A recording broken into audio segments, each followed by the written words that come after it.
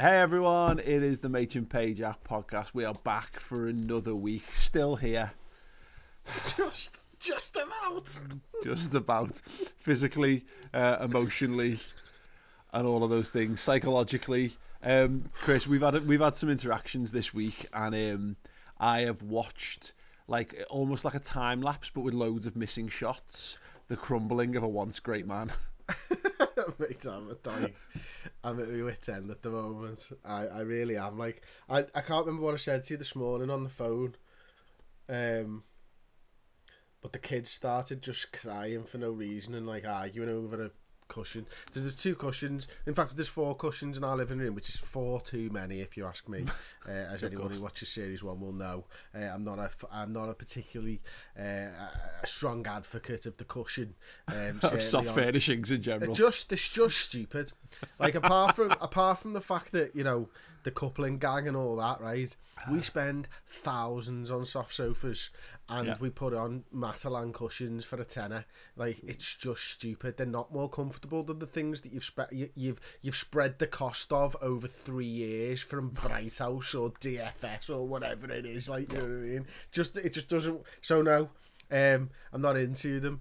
And then they're identical, apart from one's got penguins on and one's got a bunny rabbit, and there's another one. I don't know what's on the other one. They've been in my living room for 2 years. I have no idea what's on them, apart from the fact that this morning they were arguing over a bunny one and a penguin one. That's the only reason. And hopefully by tomorrow I'll have forgotten what's on those cushions, because they're irrelevant to me in my life. It will go in there and it will go out, and then I'll relearn that information the next time they argue about identical cushions in the living room. And I just wanted to go out, hang up on the phone, and just fucking top myself, because it was just too much, and it's just steadily gone like that all week.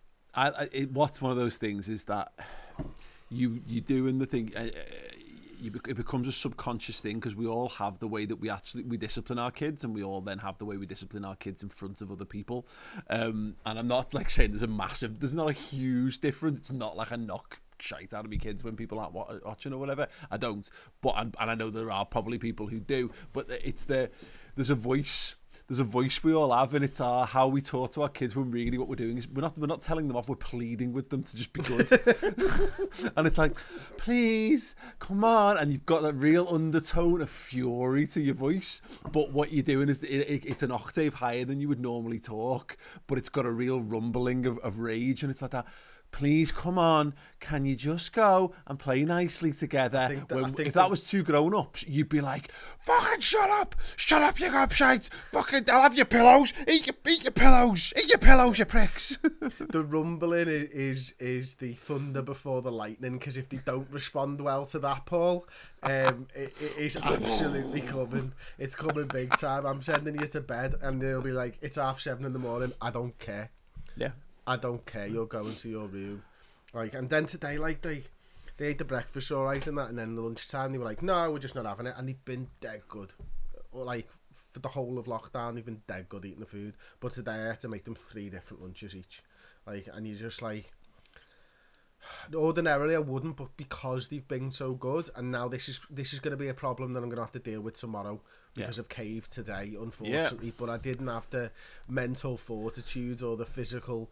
I just wasn't physically able to deal with it in any other way than just cave under the pressure of being a parent today. This is how all parents end up in mad situations, and it's like a good example for people who are non-parents, but maybe are homeowners or live in a flat or whatever, and it's those things that you do in your house that you don't even think twice about. And a good example, it occurs to me, it's actually about your house, your old house, was that you used to have a hammer to keep the bathroom window closed, and it was like, cost me a fiver to get that fixed, No, but this is the thing. Furious. It's the things that 2 years I've had a hammer holding my window shut for. Exactly. Instead of just solving a problem there and then, and maybe taking half an hour out of your life or an hour or whatever it is there and then, you live with something being worse, consistently worse over a long spell of time to save yourself in the short term. And that's basically parenting in a nutshell. I could literally just, that's it. That's all parenting is. It's making a short-term compromise that costs you in long-term, painful, drawn-out, slow ways.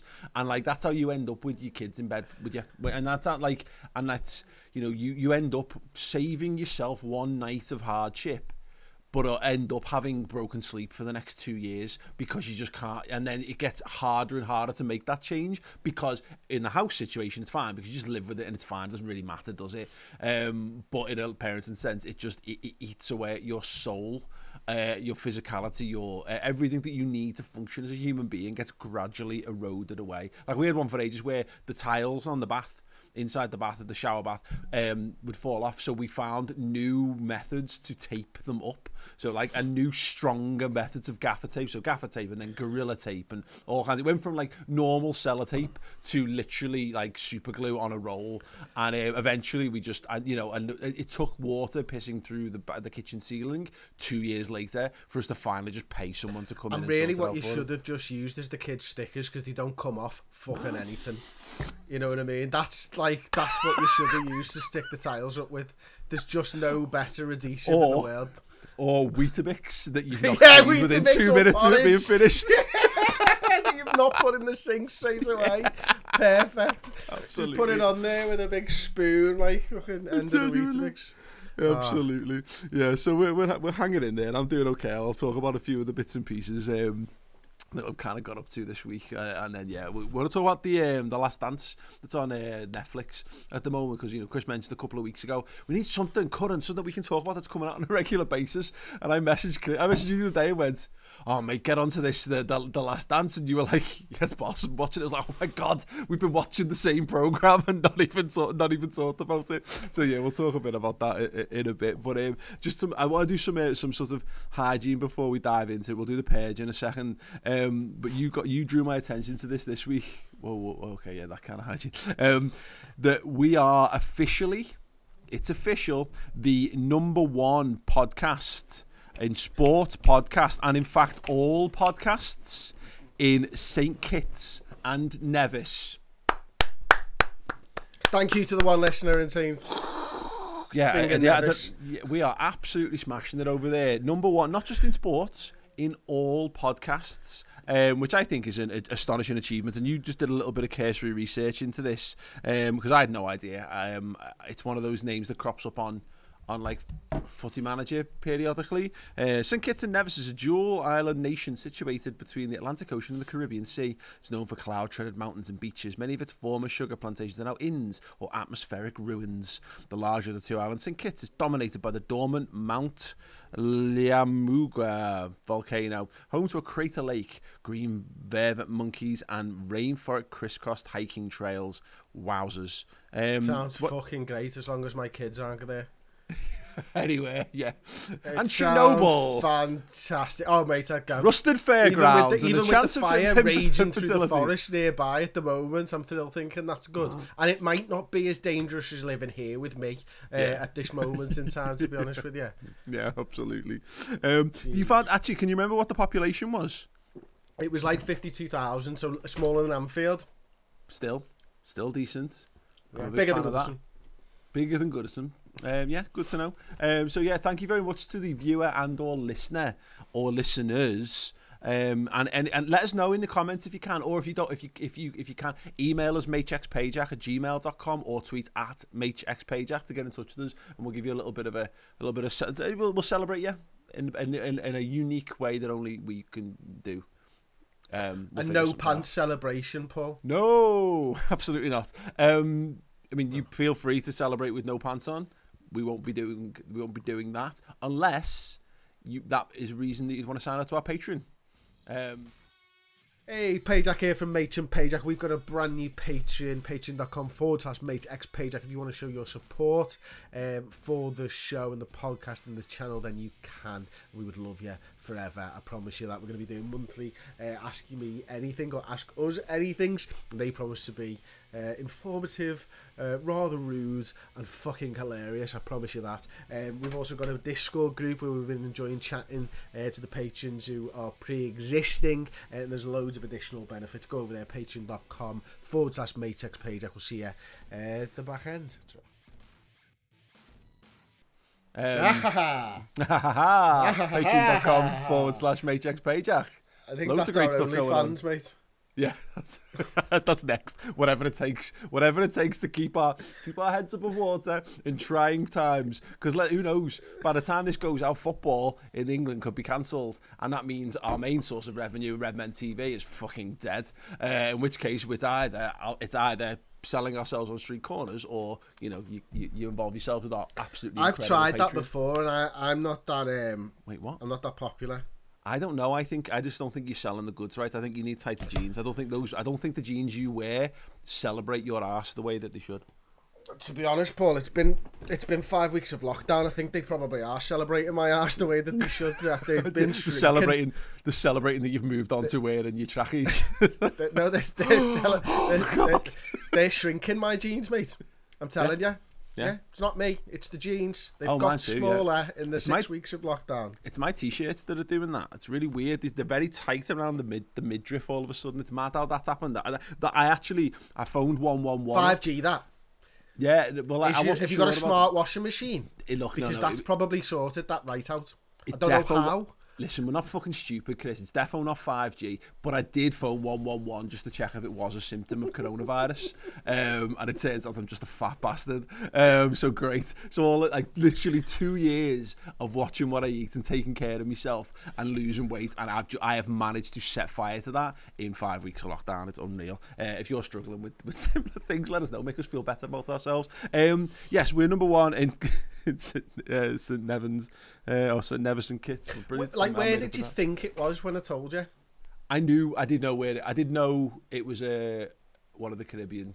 It was in the Caribbean. I did know that, but I couldn't have it sounded like one of them places to me, but I didn't know. If I had to guess, it would have been around there, but I wouldn't have known. And then my second guess would have been somewhere near like a small mountain community in Wales. Or Scotland, yeah, absolutely. Yeah, I mean, bear in mind, Chris, that I can't find Manchester on a map, so like I couldn't possibly point out a random place in the Caribbean. Like, but yeah, general, like the double barreled stuff.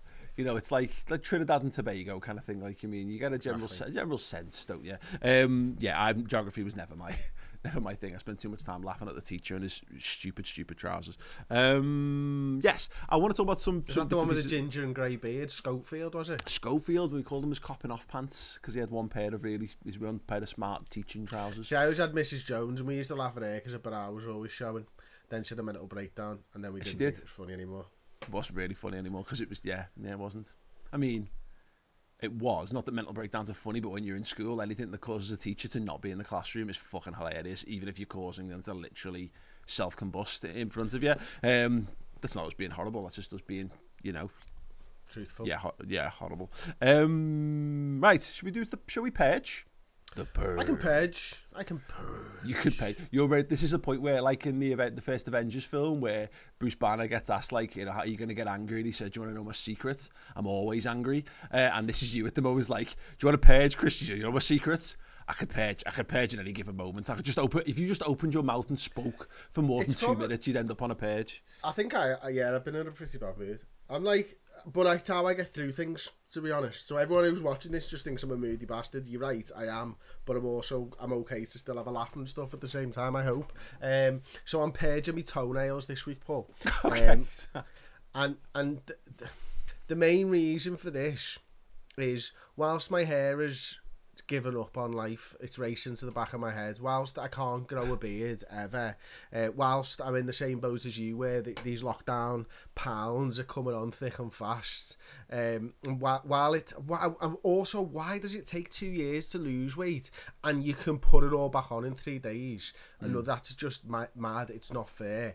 Whilst all that is happening, my toenails have decided to go at it like a virgin getting his first bit of sex, and they are now growing at warp speed during lockdown. And I said, like, last week, I didn't know when the weekends were. Now I do. My toenails need clipping every Saturday for some reason, and this wasn't a thing that happened 3 months ago. And all of a sudden, I look like that fucking woman sprinter from the 90s who had curly long nails, the American sprinter or something. I can't remember her name. Gaynor, maybe. something like that. Did you see it? Have you seen it? No. This is what's happening, and I can. It's like I've slowed down so much in the lockdown that I can feel them growing. Yeah, that's. Can anyone who's more scientifically minded let us know? Do things like hair and nails grow more when you're in more sunshine? Because I always feel like this. No, it sounds daft, but I got water in, and then they pop out the next day. Yeah. Does photosynthesis take place in one's hair? Now, I always have the sense that I always feel like, and that's the problem with being out. I always feel like I need a haircut the second it gets sunny. Like I spend the day outside in the sun. I'm like, oh, I had a haircut 2 weeks ago. Why do I like it speeds the process up? I don't know whether that's just a general sense from me or whether there is just something scientific behind it. But that would follow with the old toenails thing. You've definitely had the feet out a bit more with the more pleasant weather. Maybe that's what it is. So you're purging your toenails, or you're purging toenails in general? What's the point of them actually? What did they do? Like, if you tell me that to protect my toes, mate, I stub my toe a lot, right? And they do nothing. Nothing for it. Yeah, nothing more that, like, more skin wouldn't really do. Yeah, well, I mean, yeah, what is the point of a toenail? We're purging the toenail. If someone can tell me what the point is, it's not armour for your toes, is it? Let's be honest. It's not a fucking shield. I mean, anything will get through that, no problem whatsoever. But it's armour for you. It's armour for you for a toe, but really, it's only armour for a really unprotected part of your toe. Like if you just made the bit underneath your toenail as hard as the rest of your toe, then you wouldn't need to have it on. I'd get it, right. If it was like a toenail was over normal skin. So if your toenail came off, your skin was just as strong, then I'd go, great, that's armour. That's not armour. That's not what armour does. It's effectively just another type of skin, isn't it? In that regard, rubbish, absolutely rubbish. Your toenails serve a purpose, which is to protect your toes. They're made from keratin, which is the same protein that makes up your skin, hair, and fingernails. Yeah, I mean, nonsense. They're not absolute like nonsense. For a start. It's not all round coverage, is it?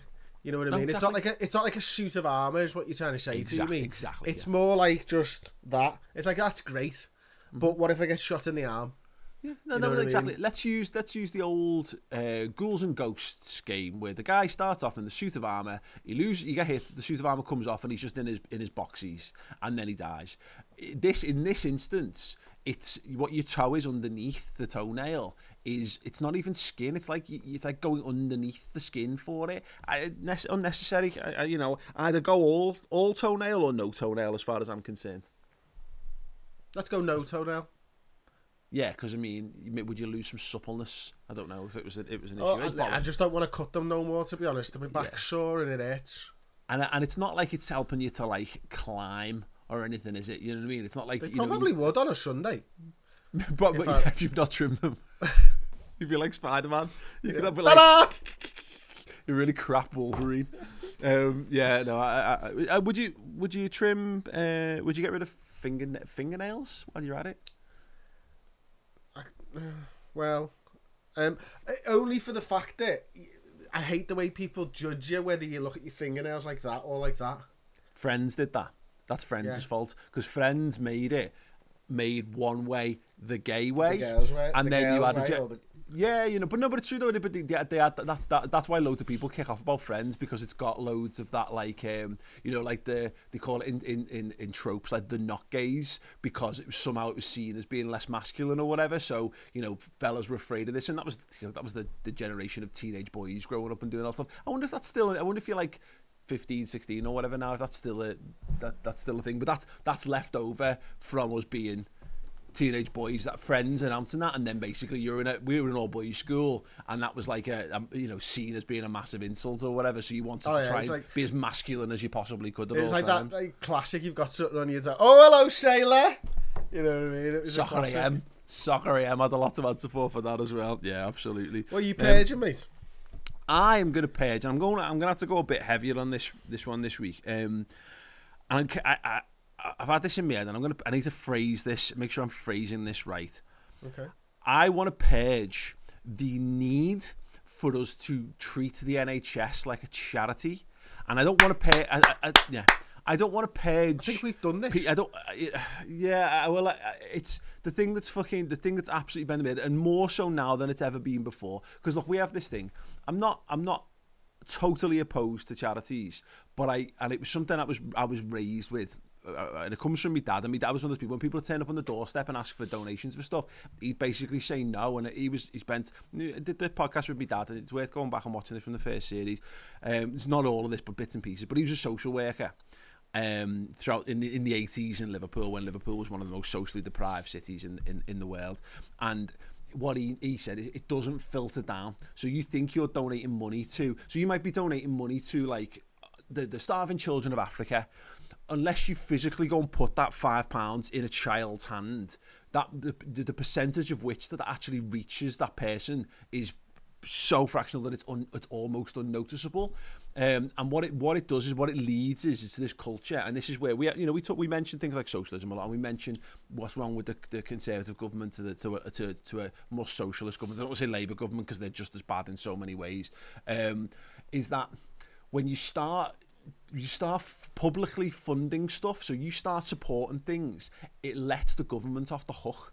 And I can't stand that, and it's never been more prevalent than it is now because of the NHS. When you've got people like fellas running doing marathons in the back garden to raise millions of pounds for the NHS, it's not our job. We pay our taxes to fund the NHS, and the government, the onus is on the government to provide this money. That's on them to support these things. Go and find the money from somewhere. I don't care where you find it from. Find it by taxing people who can afford the taxes more. It shouldn't be double dip for us. So we pay our taxes. We work hard, but we are limited by our earnings, because we're never going to be multi-millionaires or billionaires. It's never going to happen. So we pay our taxes like normal people, and then we're expected to find extra money on top to pay for it. And it's not, because millionaires who pay taxes contribute too, so they don't need to give more either. But again, it goes back to find the money from people who don't pay the taxes, find your money from elsewhere, find your money whether it comes back through renationalisation, whatever. But this notion that this is what's going to happen is that when the pandemic's over, and they're going to come back to it and go, either all that funding will dry up and it'll be another excuse for the Tories to continue to sell off the NHS, or it'll just, we'll see the NHS collapse because you grow to meet whatever capital you've got available to you effectively. So if we keep treating the NHS as a charity, it's either going to end up as a charity or it's going to be gone, and that will be the fault of us, because we've been tricked. We've been tricked into thinking that the responsibility is on us to make the NHS right. Private enterprises shouldn't be buying protective clothing for the NHS. The fucking government should be buying that, because it's their asset. They need to go and sort that out. It's not on us to sort it out.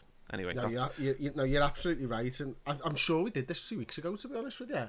I don't think as succinctly as that, to be fair, but I 100% agree with that, and it gets us all. It marginalises what the NHS is for a start, and it also, when you say get off the hook, because I agree absolutely with everything you said, I'll maybe expand on a couple of little bits. Off the hook in that they can just go back to, they can get away with it every single time. Like, so if the Tories are in power for another pandemic, they'll know it's fine. We can keep underfunding because this is going to happen again. They'll find the money from somewhere to keep this going. Well, that doesn't solve the issues of the NHS in any way, shape or form, does it? It's like that. Is it the old Oxfam advert where it's like, you can give them a fish, but it's actually better to buy them a fishing rod type of thing, you know what I mean? Like, what the NHS needs is funding properly from the bottom or from the top down, and consistent funding, whether there's a pandemic or there isn't a pandemic, and that's what we're letting the government off the hook with right now. Yeah, 100%. It's and it's a new look. It's a more nuanced point that we can do in one easy digestible rant. It's something I've been thinking about for a while, but and that's why I want to be careful on the phrasing. This isn't an attack on people who are fundraising for the NHS, because these are people with nothing but the best intentions at heart. These are good people going out of their way in a crisis, and that's the disgusting thing. Is the point is they shouldn't have to do it. We're letting the government off the hook. Exactly. If the effort that we put into fundraising went into actually holding the government to account, you'd be amazed at what we'd be able to achieve. But we're still in this world, Chris. And look, we've seen it in the small microcosm of football. And I remember, like, we've been involved in protests for things, whether it's like ownership protests or ticket price protests or whatever. whatever. And I remember ahead of all those things, you have a core of people who say, don't bother, it's not worth your time, you never change anything. But you can, when people get together on things, they can make sweeping changes, they can affect massive change, and they can hold bigger organisations than themselves accountable, because one person can't, but collectively there's more of us than there are of them, so to speak. So yeah, I can say at the moment it's a shame that we and maybe it boils down to trust, because do we just not trust the government to do what needs to be done?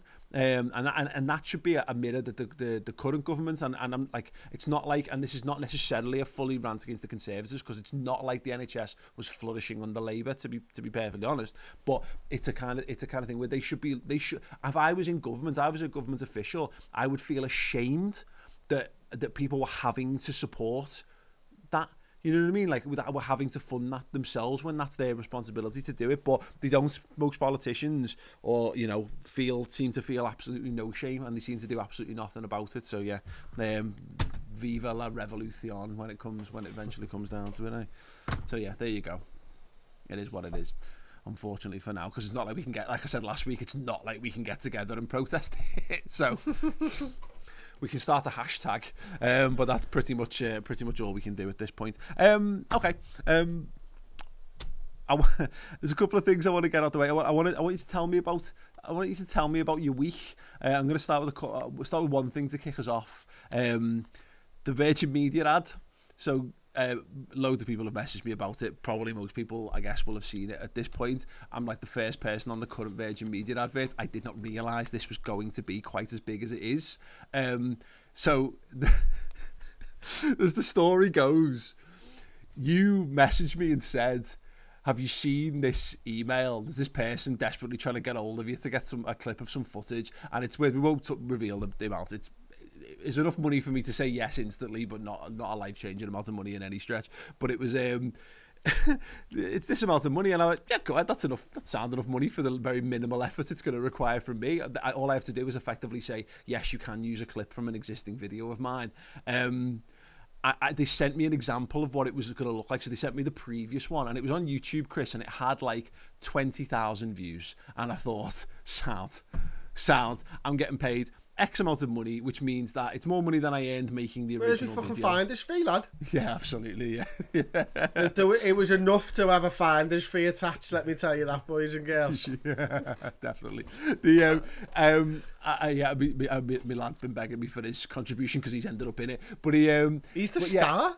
He is the star of it, absolutely. But yeah, I thought this is just going to be, this is one of those ideas. You get these every now and again, don't we, where you get a company that's short on the deadline, they've got no real idea what they're doing, and they've got too much money. It doesn't happen often, but every now and again, and it's never like stupid money, but it's enough for you to go, yeah, go ahead, I'll take that. We had something with was it Coca-Cola a while back that was very, very similar. When someone goes, here's how much money we're going to pay you to do this, and you go, I'll have to think about that. Mute mic. Can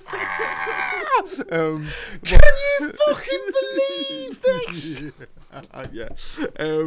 But yeah, it was one of those situations where that got past to me, and I was very blasé about it, and that was because normally when people license clips, you go, yeah, fine, it doesn't really matter. If I'm generally happy with the company, which I am, I use Virgin Media for my internet and that, like, and the money's all right, yeah, fine, that sounds fine to me. I don't have to record anything else, great, perfect. And then they put the advert out, and then I realised what clip it was they'd used, which, as you mentioned, it's the clip with me son jumping up and down in the background, which... Did we do this? Did I tell this story on here about how, in fact I did, didn't I, about how maybe how that came about? It was my knowing I had coronavirus, like I'm not feeling very well, but I'm on lockdown and blah blah blah video, and I was just updating people on my YouTube channel, and Jack come in and started bouncing around. It was good fun, and then he just wouldn't go away, and he was being dead annoying. So I had to pause, cut, put the phone down, bollock him to get him to leave, and then carry on like it was all fine and happy. It looks great in the edit, and then it's ended up being that clip that they've used. The one that you just remind you how angry he got with him. And now there's hundreds of people reminding you about it all the time, and you're just getting more and more annoyed. Yeah, and there's two major issues I've had with this subsequently, Chris, is it's fine because it's great, nothing wrong with a bit of exposure and all that kind of stuff. I hadn't showered in like 2 days on that video clip because I'd been ill. I'd been in bed, pinned to my bed for 4 days. By that point, I'd been obviously been dead ill. So like I managed to just straighten my hair out enough that it didn't look shocking, and filmed it. So I'm unwashed, badly unwashed, and of course, subsequently, what we've had is that everyone has been reminded that Richard Branson is a fucking knobhead. And this week, what's happened, Chris? The worst internet company in the world has now been, well, everybody knows it's Virgin Media because it's completely gone down. And now you're the face of an internet company that can't provide internet. And let me tell you this, boys and girls, it wasn't enough money to be that face. No, honestly, the amount of... Why's your fucking internet gone down? You must feel like Linda. Like, you know what I mean? Honestly, Sam Royce and all that. He's like, why's your internet gone down, Paul? Honestly, I've had not loads, to be fair, and it's funny because obviously it's not to do with me, and it's not like I'm working for, you think about there's some terrible companies, that genuinely terrible companies you could associate with, and we obviously don't and never would. So not ours, but it is funny the amount of people, like even if it's only in a relatively small amount, who are like Paul. Any chance you can have a word with them? Like, just to clarify, I was approached for this to a third-party agency who also then instructed a third-party production company to cut the advert together for them. It's not like Richard Branson knocked around ours and took his prerequisite 6-foot distance and was like, Paul, with his big smile and his long hair and his permatan, said, would you like to have a bit of the money that I'm going to use to buy off the NHS to be in an advert? It didn't quite work that way. And it's not my fault. It's not my fault. I've got the internet as well.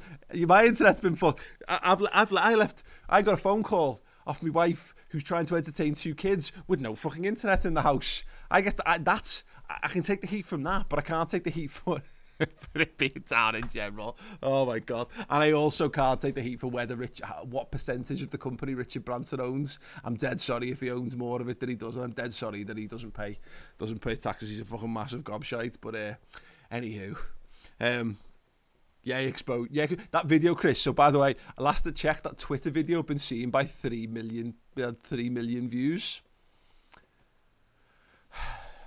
I don't leave the house without having a shower. Ladies and gentlemen, I do not leave the house without doing my hair, and I've ended up on Paul, a but fucking... You said that Charlie had to entertain the kids with no internet, and then I zoned out. I know. What do I do, Paul? What do I do? I fucking know. I don't know. Get off the phone and beat them with it. Yeah, dig a Just new get off the fibre. phone and knock them out quick. It's impossible. It's not happening. There's just a box on our wall. It's actually inside the medicine cabinet. You open it up and it's got a little break glass, and it's just a bottle of super strength Calpol, with an extra size syringe. It's like, oh, you feeling a bit poorly there, kids? Sounds, yeah, great. Should I really? Daddy, is that the right spoon? Yes. It's a serving spoon of Calpol. There's a ladle of Calpol now off to bed with you. Yeah, funny that. As you've always been going, you've been putting an obscene amount of preparation time into our Football Manager series. I have, yeah. And funnily enough, I've not actually played the game since, I think it's over a week now, apart from on the stream and stuff. But you know what? I've massively enjoyed doing it. I mean, it's been ages since I've got like my teeth into something like this again. Like I realise, the older you get, and like, especially when you're locked in and you're kind of on your own a lot more and stuff like that, you do tend to look in at yourself a little bit more, and then you might realise something about yourself. And I was chatting to Kat about it, I think it was last night, and I was like, I enjoyed working in restaurants. For all that I hated working in restaurants, I enjoyed the job itself as well, because it always changed. It was always different. It's what I like about Red Men, but what people don't see about like Red Men is all the stuff that's just the same behind the scenes, and that stuff gets me down big time. Yeah. And so to be able to go in, and it's different. It's not hard work. It's time consuming work, but you can see a finished product at the end of it, and it's new.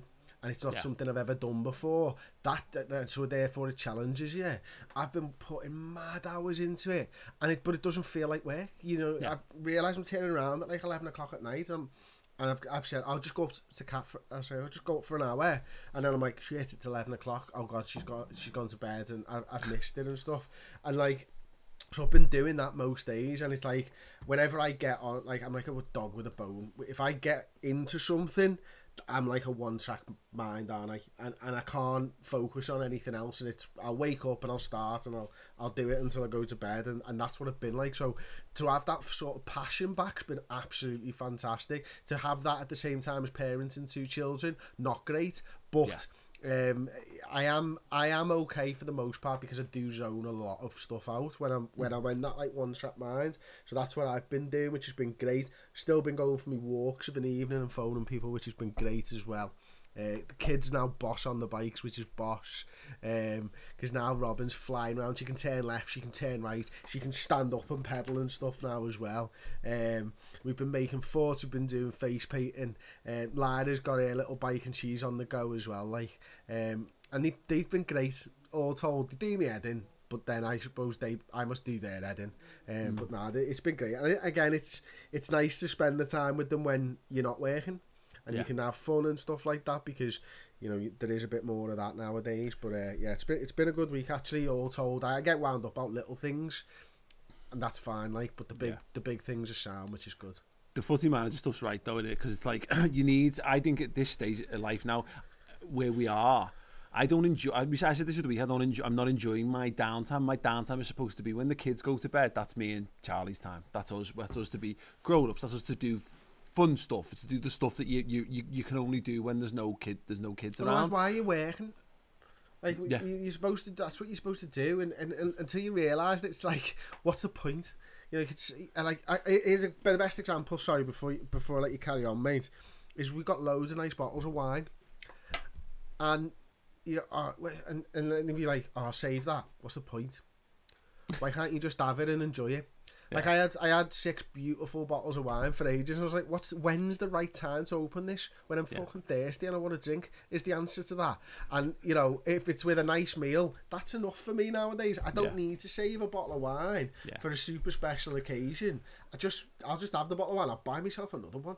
Yeah. It's not a problem, like. Yeah. The thing that's getting us, and me and Charlie having this both, though, is like, you get to the end of the day and you need to feel like you've accomplished something, and it's different again because she's looking after the kids, and obviously I'm working, but her accomplishment is getting them to bed, and then she should celebrate it in whatever way. If that's a bottle of vodka, sound, do it. But it's mad because she's still. But the thing is, compared to what it's like being a full-time teacher, it's laughing.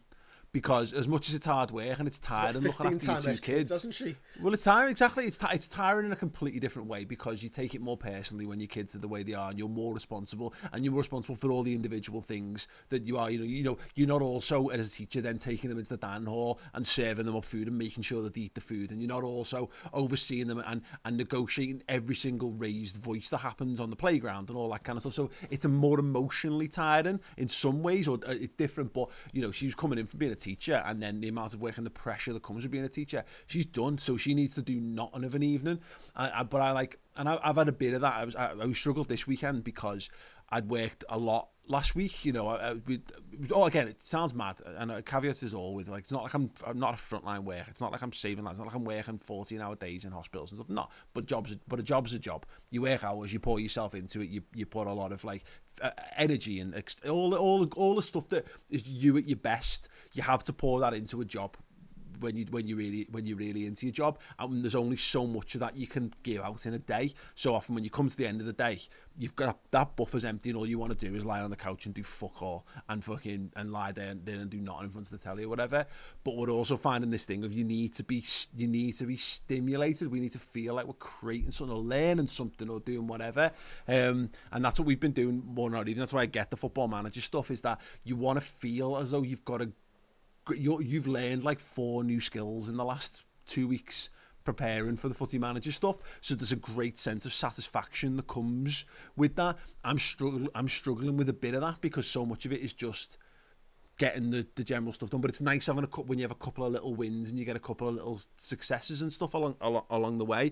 She started doing videos for the kids in her class, like reading stories, and I've been helping her, teaching her how to edit and stuff. So I've actually, even though I normally can't stand that. I get really frustrated with that kind of stuff. I've actually enjoyed being able to do that. I've had the sense of accomplishment from going through all that kind of stuff. But I think everyone kind of needs a little bit of that in their lives, because otherwise, I think it sounds stupid, doesn't it? But you can have too much time off. Oh God, yeah. I mean, like 2 days is enough. 2 days is enough for me, really. Like, if you're going back in and doing something that's just the same as what you did the week before, like, yeah, everyone gets bored of that, don't they? It doesn't matter what your job is. You can probably earn as much money in the world as you like, but if your job's boring and mundane, it's boring and mundane. Some people are wired that way. Kat's very much like, she wants a job where she can go in and do exactly the same and not really have to think, because it allows her to focus her energies on what she wants to do, which is like, you know, being a good mother, being a good wife, and doing other things that she enjoys, like her hobbies and stuff like that. So she pours her more of it, not more of herself. Yeah, more of herself's probably the right way. She's a hard worker, but she doesn't want to take anything home. Do you know what I mean? Yeah. She just wants to go in and do it and come back, and that's fine. And so there are loads of people that will be out there like that, and that's the way that they want to do it. That's fine. I'm dead wired that way, though. When I'm at my lowest, I am so envious of people who have that ability to go and do a job, and it not affect them, and them not take it home, and them not carry it with them. And then, you know, there's people who, my cousin saying this to me, there's just people who just want to go and earn, put a figure to it, 40 grand a year, 50 grand a year or whatever. That's where they want to get to, and they want to have the boss telly, they want to have the best console, they want to have a nice house and an expensive couch and all those all the trappings of it. And and they want to go on 2 good holidays a year. There's nothing wrong with that. That's amazing. But it's us the fucking idiots who've chosen to do the other path. And I get loads more job satisfaction than people who are that. And there's probably people who are in that situation going, I actually would love to have a job that I'm genuinely passionate about, I'm sure, because we're never happy. The grass is always greener, isn't it? So I've got tons of job satisfaction, but also I don't get the, you know, like I say, you can come to the end of the day and you've just got nothing left to give to the rest of your life. And that's one thing that lockdown's been good for, I guess. You know, we all clamour, really, particularly when you've got kids, you realise how much of it you miss. And I think, you know, at least now everyone's fucking missing it, Paul. You know what I mean? Yeah. I was trained for this, really. Yeah. We haven't gone out with our mates to the pub for bloody ages because you're a parent. So all you're telling me is I'm not going to the pub for once in 6 months. That's about it. I'm not missing so much. Like, it's just the getting out the house and going. I'm genuinely missing going to the office. Like, so much. Going to the office is just the thing that I want to do. I was saying to you before this, wasn't I? I'm just cramped at the moment. I'm claustrophobic. I'm working in a tiny little room, and it's just like everything's dead close. It's just horrible. That's what I want. I just want a bit of freedom, a bit of space. I don't even need to go and do anything. You know what I mean? Yeah. Although that would be nice. I mean, just.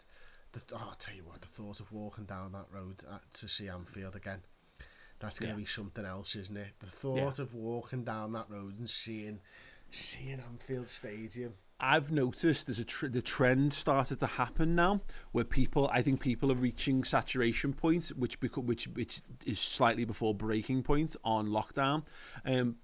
And I'm starting to see the trend because I talked about this a couple of weeks ago about like TikTok.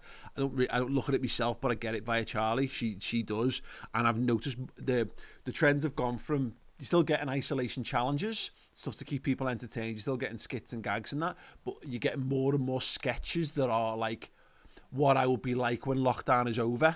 So like me facing the end of lockdown, and I think people are starting to, and I'm doing it now more and more.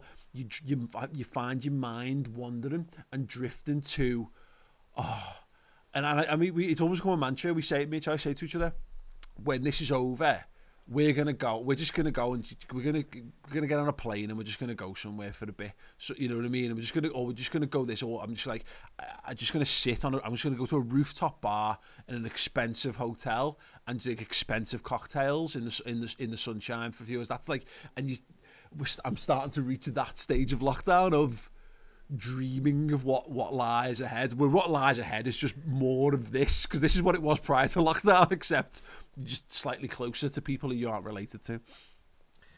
Yeah, I'm looking forward to a beer in a beer garden. And I can't even remember the last time I did it. It was probably the Abbey when we used to went for a walk last summer in the woods or something.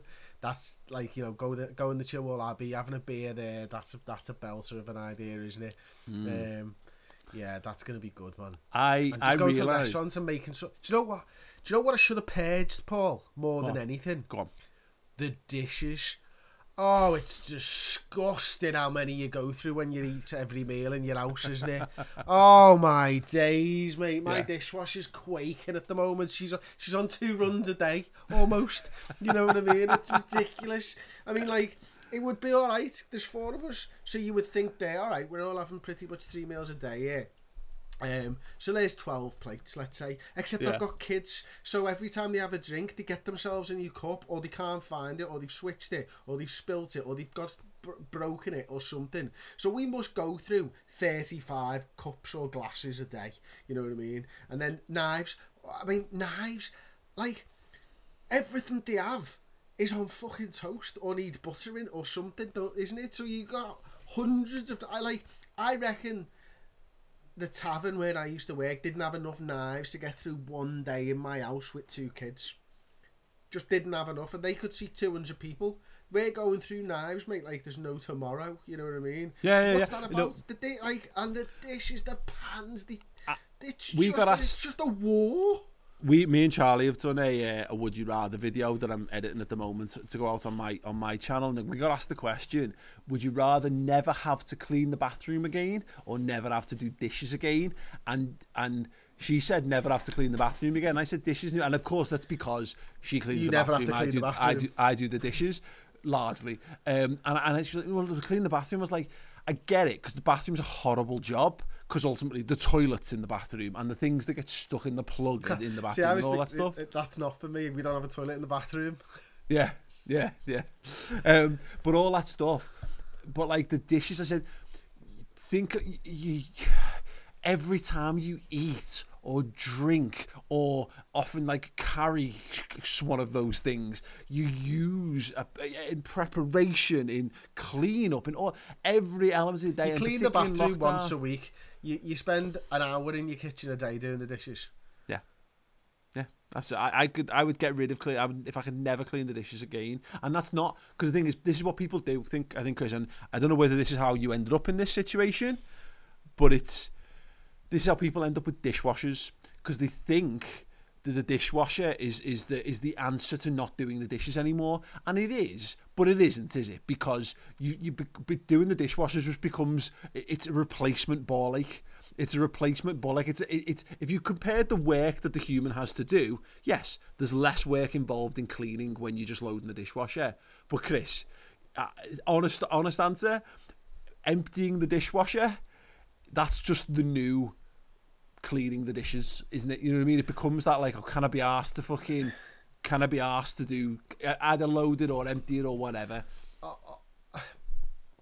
It's an annoying job, but it's nowhere near as annoying as having to clean all the plates. Oh no, but it's all relative, isn't it? It doesn't. But the dishwasher doesn't replace doing the dishes. I still spend longer doing the dishes than I do stacking the dishwasher, because I've got nice pans, nice knives, all these type of things, and they can't go in the dishwasher.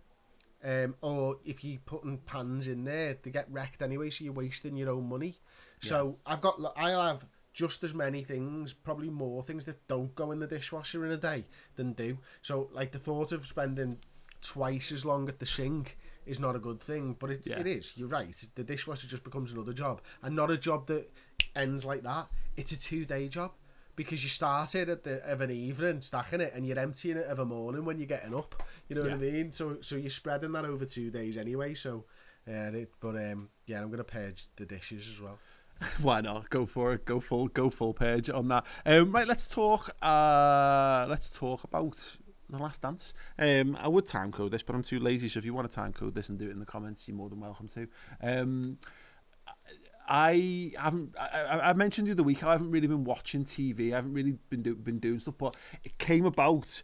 I said I was just so worn out last week. I'd had so many like early starts and late nights and stuff that I just needed just something to entertain me. And I don't know how it happened, But I ended up sat in like the kitchen, the telly was there, and I went, I'm just gonna lash this on, and I don't know, I genuinely don't know how I was left alone long enough, because everyone was milling around me. Our kitchen's like, kitchen back room's open plan, as you know, so the kids were there and about, but I put it on because I don't know if you know this, but like, I'm not a basketball fan. Like, I mean, what I mean is I really like basketball, and I think it's a fantastic sport, but I also don't go out of my way to watch it, and I haven't paid attention to it in a long time. But in the 90s, the Chicago Bulls, and that Chicago Bulls team in particular, was like, if I was a fan of any team, it was that team, because of course everyone is the biggest team if you kind of a casual observer. I had a Chicago Bulls shirt, and I had a Chicago Bulls basketball. You know, and I've always found basketball highly entertaining, and it's never on the television when I'm flicking through the channels. Yeah. And I'm never but if it is, I will watch it because it's fucking boss to watch. Yeah. But I'm like you. Once the Bulls kind of ended, I got a little bit of it with the Cavs, obviously, over the last sort of 10 years while they got good, but they didn't. It didn't pierce your life like Michael Jordan and the Bulls. So when this documentary was on there, and I was like, oh God, this is like a new sport. This is like real, like, I get to watch sports and find out about a man who was like the biggest sports star in the world, because for some reason they had cameras with them for that year. Yeah. Go ahead. Absolute no-brainer on putting this bad boy on. 100%. Like, I'd seen people talking about it, and my immediate reaction was a bit like, I'm not sure if it was just like a pure focus on Jordan. I'm not sure I would have watched it, like, because like Zidane is my favourite footballer. I don't know if he's even shot. His crotch is in shot behind me. No, he's in my shot. He's in your shot. like there's a massive picture of Zidane behind me. Like, Zidane's my favourite non-Liverpool footballer ever, but I've never watched like the Zidane movie because I don't know. It doesn't have enough to it, but when I watched the trailer, and it's one of the things I would actually love to purge is the auto-playing trailers on Netflix. God, yeah, good show. But I watched that and I went, oh wow, I didn't realise what it was all about, because I'd never really thought too much about it. I haven't thought about that Bulls team, and since the time. And the story of like it being the last season of the great Chicago Bulls team and whatever, and I was like, I don't know enough about this. I was aware of them being successful. Like, I've never watched the basketball game start to finish, but I would have watched. In the 90s, I think Channel 4 used to have the highlights. So I would watch, the same way I'd watch Gazzetta Football, I would watch the basketball highlights from the week. It was just something that was on and enjoyable. And it's mad because there's a moment, and I actually say that I remember it wrong, is that moment with the championship winning one where Scottie Pippen dives and intercepts it and throws the ball down the court, and he scored the winning basket to win the championship. And I remember that. I remember that at the time, and that stuck with me for my entire life. So watching, and the thing that's great about that I'm enjoying most about this, Chris, is if I just thought it was a Michael Jordan documentary, I'd have steer clear. The same way I would steer clear of a Tiger Woods documentary, or I would steer clear of a Zidane documentary, or I would steer clear of because global superstars are so well trained and they're so guarded, and they've got I don't think you get honesty out of them.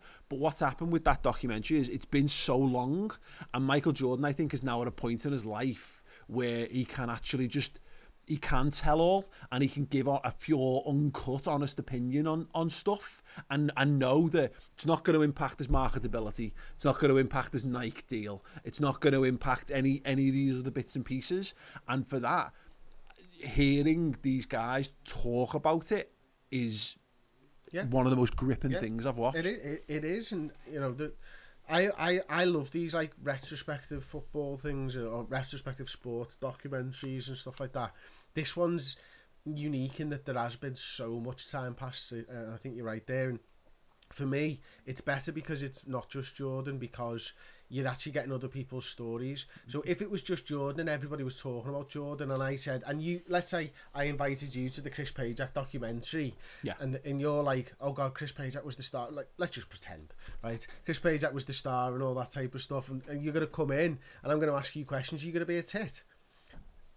No, you're not. You're just going to go, oh, yeah, he was amazing and blah, blah, blah, blah, blah. But when Pippen tells his side of the story, that episode's about him. When it's Rod, Rodman, that episode's about him. They get to tell the warts and all truth because it's not just a Michael Jordan documentary. They're talking about everything. You know what I mean? You know what it was that sold me ultimately was when I realised it was going to be about Scottie Pippen as well, because he was my favourite player at the time. And it's weird that it ended up partially because of obviously the Bulls being mega and whatever, but also because of NBA Jam at the time. Jordan had as being his own deal meant he wasn't in NBA Jam, so Scottie Pippen was the best player on the Chicago Bulls team, and that was the team I always used to play on there. So and again, just in terms of those moments and that moment that was frozen in time in my head, to hear more about him was fascinating. And then when I was like, oh, and there's an episode effectively on Dennis Rodman, because my knowledge of Rodman, I never really, for me it was, my memories of that team is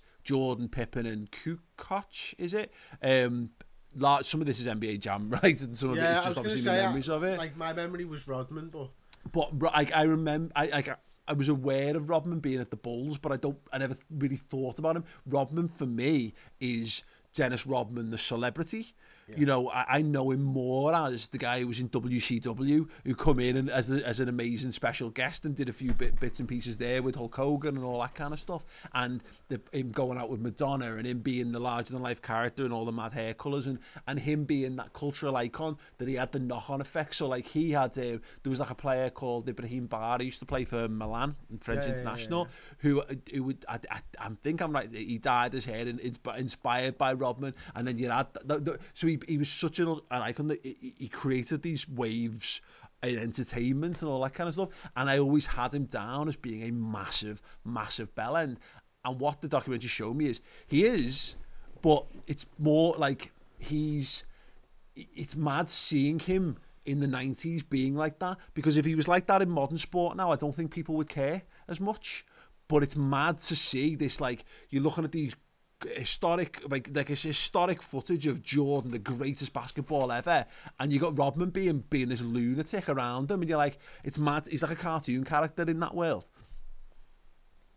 Today he's just one of the he was the outlier for everything that's come. You know, Paul Pogba would just look like normal next to Dennis Rodman or whatever, or Rodman would look normal next to Pogba. And there's so many sports stars that are like that now that you just kind of get used to. But he was the first one, obviously, in America. I think that you know, they probably have had some offensive linemen or defensive linemen in the NFL, but they wear helmets so you don't see how strange they look or what they're wearing or anything like that. But Rodman was in the best team. What I found interesting was the pre-Chicago Bulls stuff. I didn't know he was that good for that long before he even got to the Bulls, because I'd never heard of, like, was it Detroit? Like, it's the Pistons. Never heard of that. Say, like, I'd have been 7 when they were dominating the Eastern Conference and stuff like that. So I found that really interesting. And what I love about all these things is that you do learn things, because it's not possible to know everything about. Like, if let's take my shite memory out of it, but if you'd said, you know, that's this season Liverpool, if we talk about it in 20 years, you're not going to tell me anything that I haven't already found out.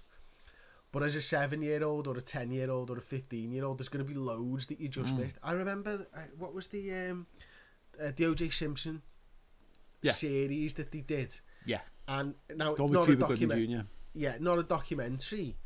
But that was the biggest news story in the world. I remember it so vividly, and I knew so little about it, and I was shocked by how little I knew about it. So the Bulls thing's the same. I'm getting to watch it. Like, I genuinely can't remember what's going to happen at the end of this season. Well, exactly. Like, I was, when you said you wanted to talk to me about it, I was made up that you said at the beginning. I kind of don't really know, because I'm watching it like it's new sport to me now. Like, so no spoilers, all right, on Twitter. Oh yeah, exactly, and that's it. You know, no, we probably should have said no spoilers really up top, because it's not really, you know, we're not really giving away the key points on it as such. But what's great, what I'm enjoying most about it is, like, it's how they became that, the structure of the series. Speaking as a wannabe filmmaker, the way they've structured that is absolutely incredible. The time jumps effectively, so you're moving through the final season but also it's jumping back in time to the start of the main players' careers, and also the rise of that Bulls team at the same time. So it makes sense that it goes back to Jordan because of the main players. He's the one who's there and the team's built around, and then Pippen comes in and Rodman comes in later, and what have you. And it's fascinating for the Jordan stuff. Like I've never really cared enough about it. Michael Jordan to me is the Jordan that it's talking about, the Last Dance Jordan, the late 90s or mid to late 90s, you know, leading into Space Jam Jordan, when he's a fella, he's doing the tail end of his career. To see him, and you're watching like the college footage of him playing, and seeing the early days of his early career. Now, I'm sure that there'll be American watching this who will have grown up, and this stuff's mythologized, so it's more accessible, and it'd be more in the, you know, the media lexicon on NBA like years or whatever, you know what I mean? Like, you know, exactly. We don't have so that. Like the story about Jordan breaking his foot will be like, everyone will know, more people will know that probably, but for me, like, I know that was just like, wow, what, you know, like, and to talk about him being told, when he talks about like there's a 10% chance that he could end your career, and he goes, but you're saying there's a 90% chance that it'll be fine. I focus on the 90%, then you've got like the Bulls owner going, he just doesn't get it. Like 10% is like, if there's a 10% chance that you were like, I'm about to lose the greatest basketball ever because you're a dickhead and won't just rehabilitate properly, they can't make that business decision. And it's just, and when you hear some of the biggest stars of the time, you got Larry Bird in there, and they're talking about him like, it's hard to put this into terms, really. It got me thinking about Liverpool in a really weird way, and I wondered if Liverpool will ever have the best player in the world, you know, because it's mad when you've got, you know, people talk about, like, Patrick Ewing was obviously massive around the time as well. I think I had Patrick Ewing trainees and all that kind of stuff going back in the day, but the way that people just like watch him and just like, there's no doubt, the way that people talk about Messi, you know. It's, for me, it was Larry Bird has always been a name to me, and not a sportsman. I've always known the name. Yeah. But Magic Johnson for me was that, because he was the best basketballer. He was the one that permeated me as a child until Jordan came along. So for him to sit there and go, there's no doubt in my mind that Jordan's the best there's ever been. And I'm like, oh God, I genuinely, even growing up, I knew Jordan was the superstar, but I always thought it was close between the two of you, and you're there, and I'm like, oh, Ronaldo and Messi would never say that about each other. It must have been a big gap, like, you know what I mean? And seeing the way he deals with the press, I mean, it's funny because the press were bad in America then to Jordan. You know, those microphones when they're pinning him back and he's against the wall and they're all in his face, and you're like, this must have been strange at that point, because God, that would look strange now. And, you know, there's so many more people.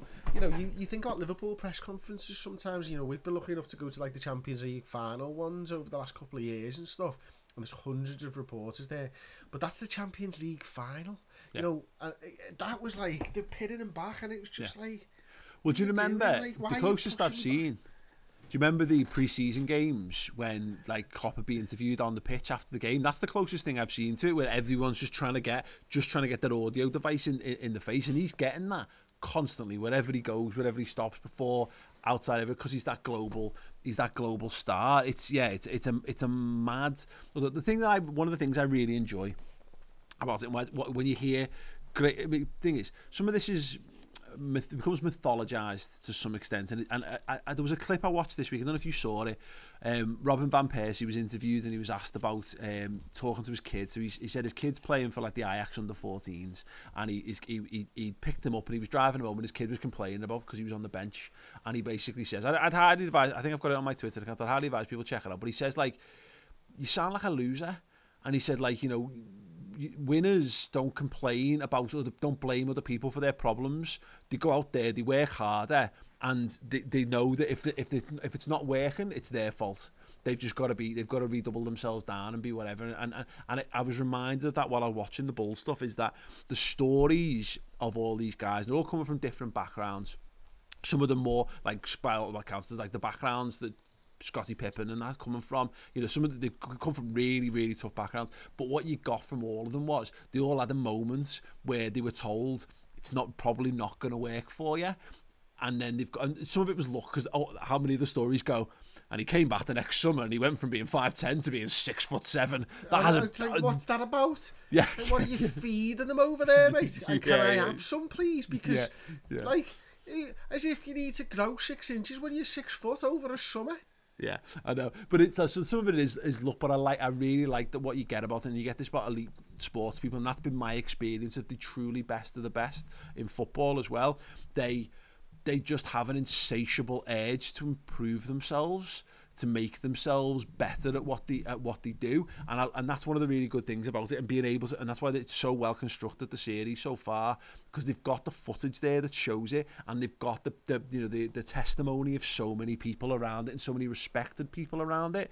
It is probably, no one's going to be, there's obviously a degree to which Michael Jordan's just, there's an innate talent that he possesses, but also, just talk about his mum gets told, he comes home to his mum and he's crying to his mum because his coach has basically said, you're not good enough, you're not going to make the team on this, and then he just decides, he spends all summer practicing, and when he comes back he's good and he's better, and he drives it on. I found that really inspirational about it. Yeah, it's such a good series so far. So I'm only 3 episodes in. I know you're the same. Like, I've been watching Community though as well, and you recommended this to me months ago.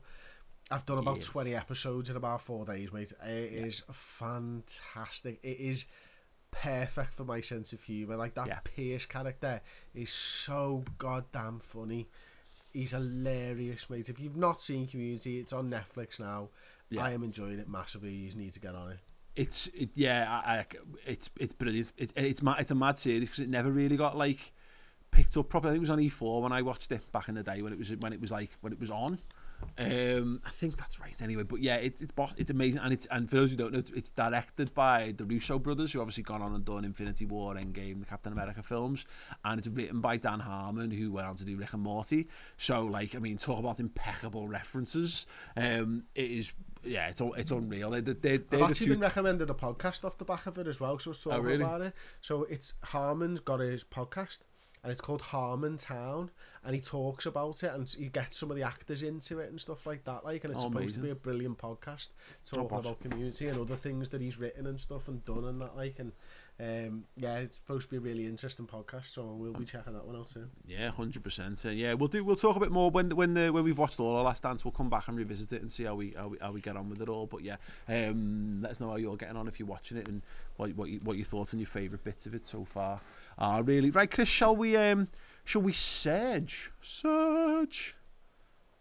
Got anything to say? Yeah, I'll kick off if you want to have a moment. There's nothing that's making you happy at the moment, is there? Apart from can the Last Dance series go on forever? Would be a thing. Because I'll be running out there. Is it possible to surge Californication in another series? Because that's the best comedy that there's ever been. Okay. Yeah, why not? Pardon me. I want to say this could have been my page this week, but I've decided to flip it round. So, like, I put it out on Instagram. I dug the Wii out, or rather, I was going to dig the Wii out the loft, and then I realised I had a Wii U, which is effectively a Wii, but it's better. So I dug that out, and I've dug out the old Wii Sports, which the Wii Sports Golf is the best golf game that's ever been made. Like, there's probably a better version of it. And bear in mind, Chris, I am sat next to Golden Tee. No, you're wrong, mate. When was the last time you played it? It's been like 8 years since you played it. 2006 was it? Something like that when the Wii came out. At least, yeah. I'd forgotten. Like, it is.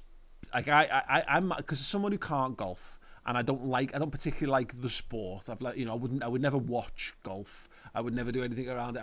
I enjoy golf computer games immensely. Like, I've played loads down the years. I've always got a golf game on the go just to dip into, because it's great. It's just a very relaxing, sedate way to play something, isn't it? But unreal. So I nearly purged it because I played my son on Wii Bowling, and he battered me.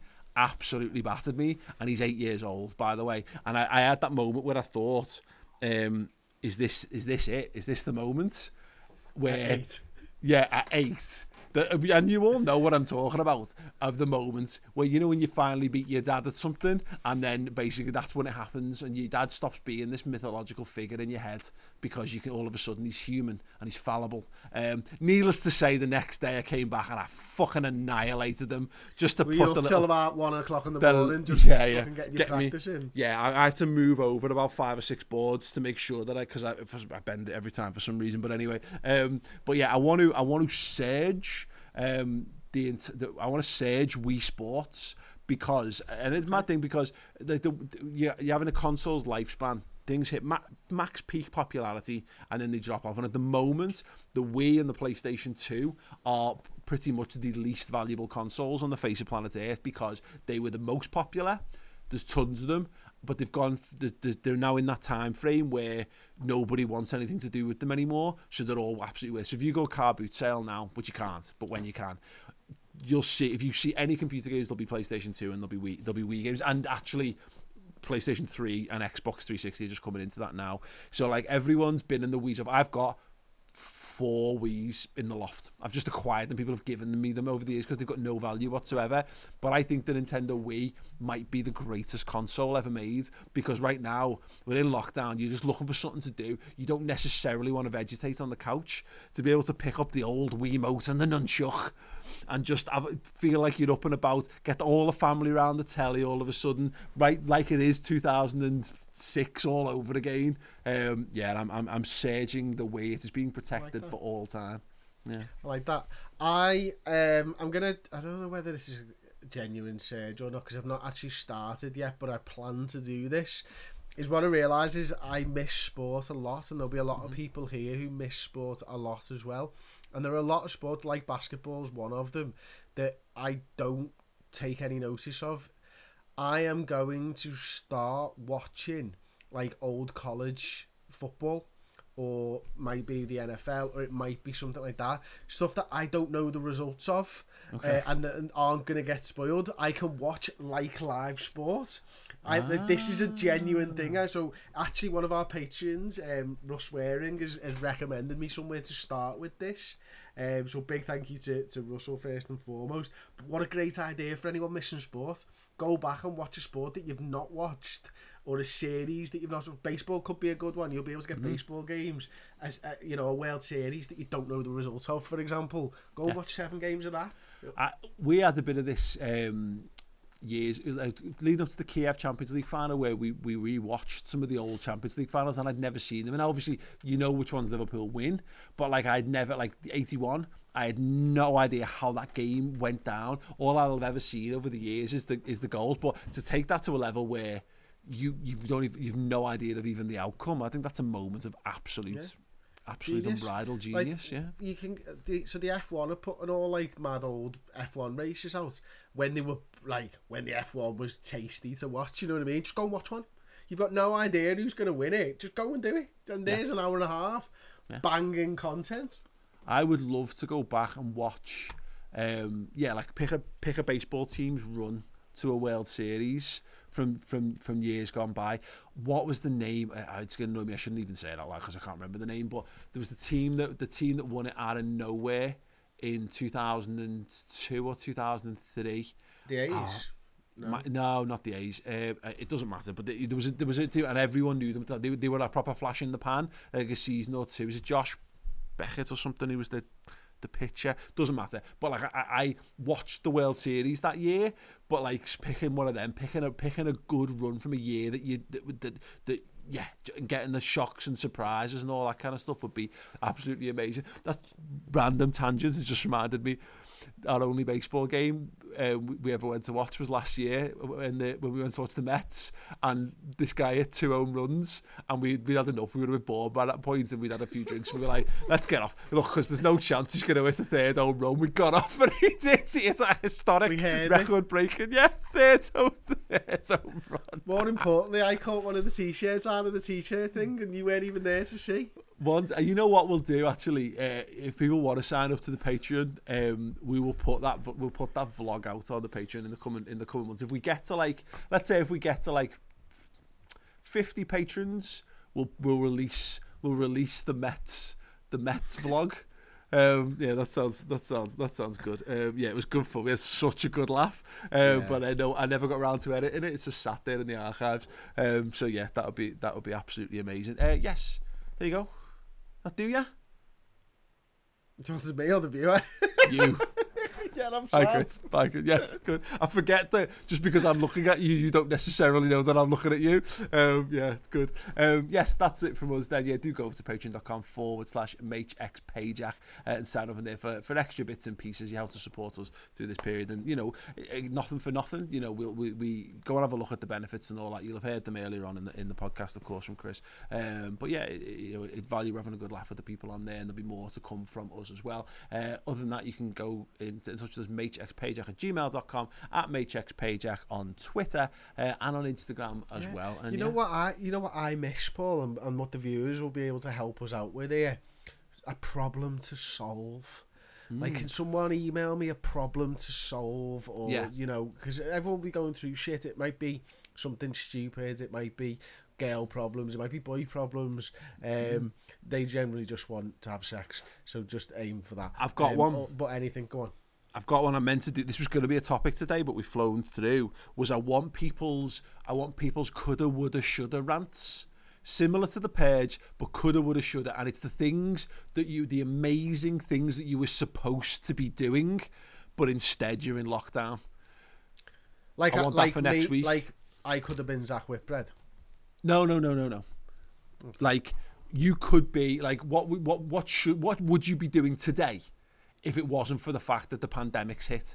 So I want to know, because we're not allowed to complain about it because there's people dying and they're very serious and important things, of course, but we've all got these really, by comparison to the problems that the pandemic is causing, what now seems like petty and insignificant things that we're missing out on, like having to do my son's birthday without having family and friends around, my wife's birthday. In fact, she'll be listening to this. Happy birthday for Sunday, Charlie, love you. I will probably say it to you in person as well. Probably. I really hope you do, Paul. I'm going to set an alarm on my phone to do that for you. Yeah. I'm going to ring it on Sunday. To remind me, yeah.